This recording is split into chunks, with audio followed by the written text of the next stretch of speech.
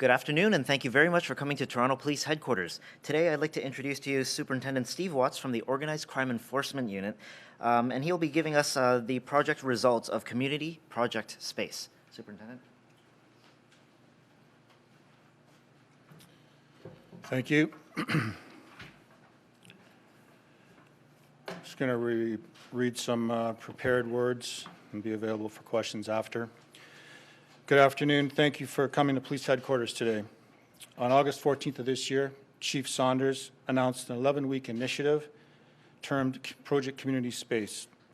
This initiative was to address the increased gun violence associated with street gang activity in our communities and was made possible due to the funding provided by all three levels of government.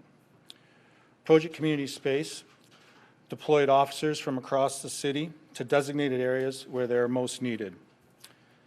This initiative was intelligence-led and included the increased monitoring of bail compliance, enhanced engagement with community programs, and the increased presence of uniformed officers in areas frequently associated with street gangs and higher rates of gun violence. On October 31st, Chief Saunders announced an extension of this project to continue to address the gun violence in this manner. Officers with specialized investigative experience were redeployed to form a more robust response and comprehensive investigative approach to shooting incidents across the city. Throughout this project, police visibility was increased in high-risk areas, and officers were focused on making arrests, enforcing bail compliance, laying criminal charges, and reducing firearms from the street. This project was successful. Our specialized approach allowed officers to make hundreds of arrests, laid 1,145 charges, seized just under 250 firearms, taking them off of the streets and out of reach of those used for criminal activity and purposes. Of the 463 arrests made, 97 of these individuals were out on firearm-related bails. 16 of those individuals were charged with new gun-related offenses as well as other charges, and the remaining charges included violent offenses including robbery, forcible confinement, and sexual assault. Furthermore, 28% of these offenses, of these charges, were firearm-related. An additional 20% were related to fail to comply and breach of conditions, and 9% of the arrests were made on outstanding warrants. Further, this project has allowed our officers to conduct 2,392 bail compliance checks overall in the city. This enforcement resulted in 46 arrests. Currently, 36 persons of interest are wanted on outstanding warrants.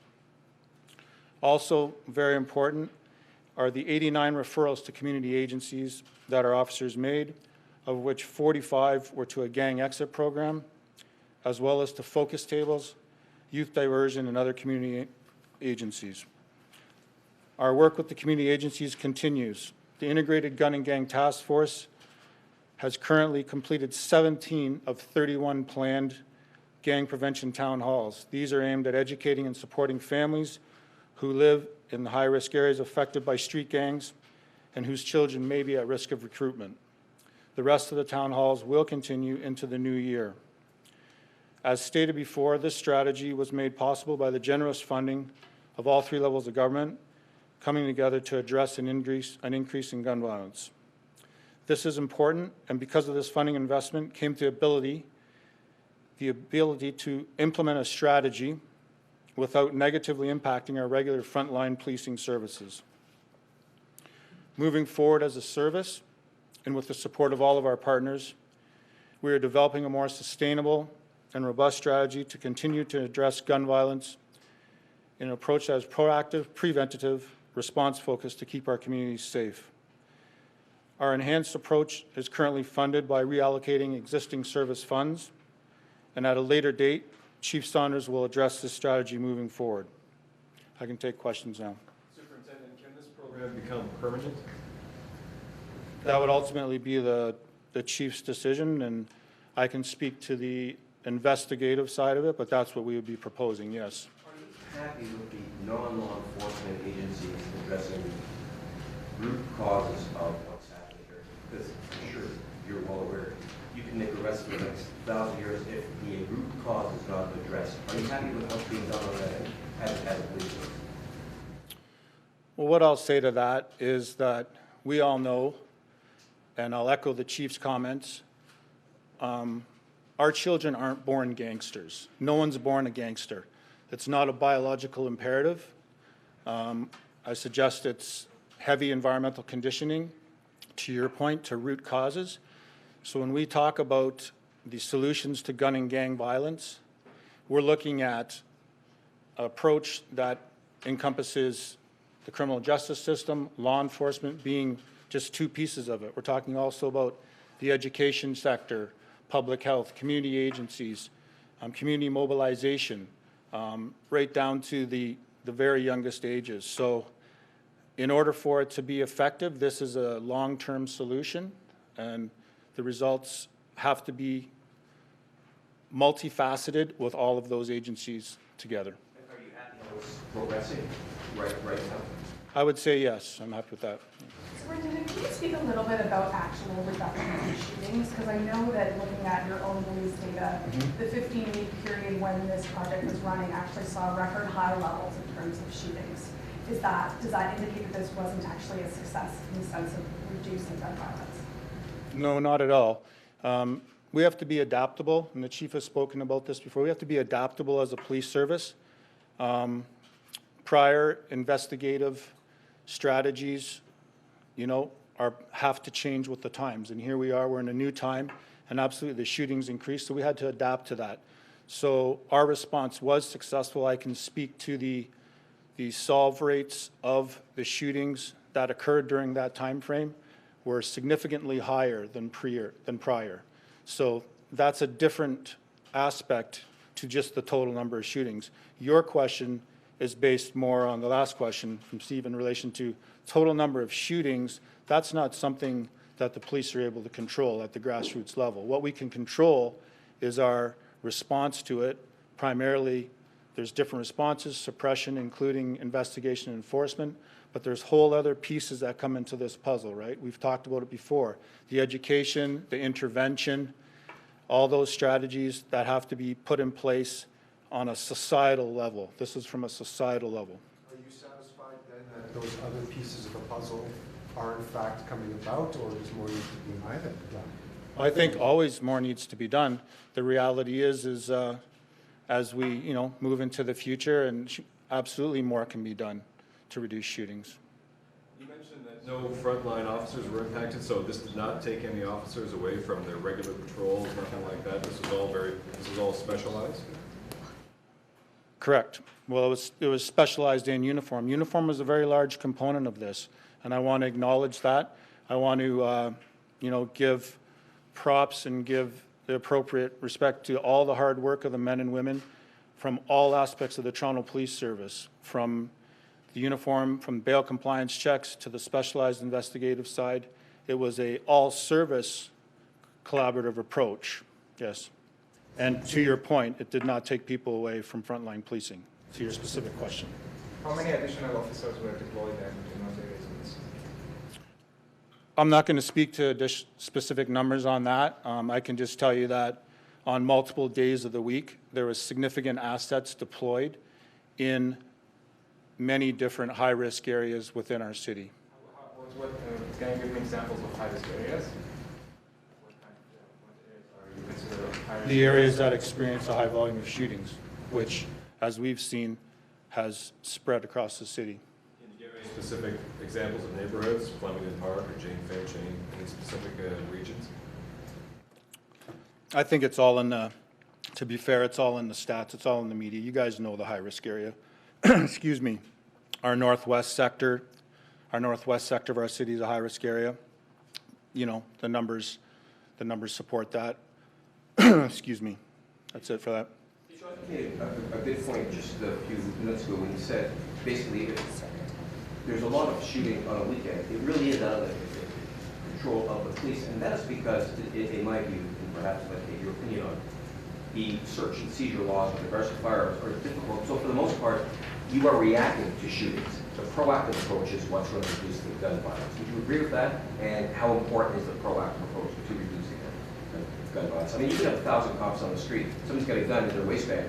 1,000 cops aren't going to be able to stop that if they can't see that gun until the shooting happens. Now it's reactionary. That's correct. I mean, like I said, it has to be multifaceted. By the time someone is 16 or 17 years old and decides to pull out a gun and shoot me in the chest, there's a lot of water under the bridge that's happened to that date, right? So that speaks to your point. So that's where all the rest of our social assets, all the rest of the whole community comes into play. Absolutely, once a person or persons is shot, it immediately switches to a reactive investigative response.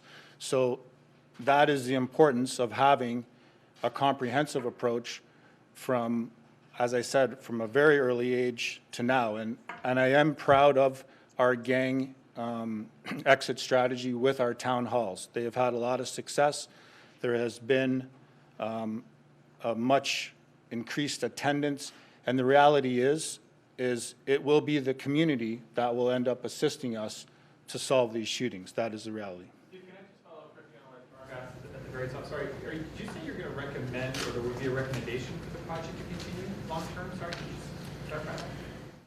It was more specifically the enhanced investigative response that's referred to, which the chief will further document and will further give more information on that moving forward. And is the 4 point, and this may be an obvious question, is the 4.5 million that was obviously given before us, has it all been spent, obviously, over the 15 weeks?